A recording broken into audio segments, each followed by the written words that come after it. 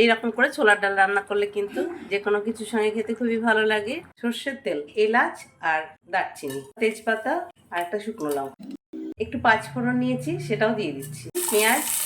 পেঁয়াজটা একটু নেড়ে চেড়ে নেব। রসুন, পেঁয়াজ রসুনটা ভালো মতো ভাজা হয়ে গেছে। টমেটোটা দিয়ে দিলাম, আদাটাও দিয়ে দিলাম, কাঁচা লঙ্কাটাও দিয়ে দিলাম, একটু হলুদ, কাশ্মীরি লঙ্কার গুঁড়ো, লবণ, চিনি। ঝাল, লবণ, মিষ্টি এগুলো আপনারা আপনাদের মতো দেবেন। মশলাটা খুব ভালো মতো কষানো হয়ে গেছে, একদম পুরো তেল ছাড়া ছাড়া হয়ে গেছে। এবার ধুয়ে রাখা ছোলার ডালটা দিয়ে দেবো।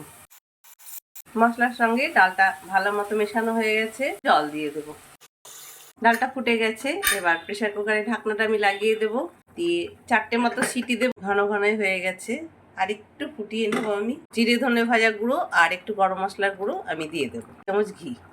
আজকে এই পর্যন্ত। আগামী দিনে আরো অন্য কোনো ভিডিও নিয়ে দেখা হবে। ধন্যবাদ।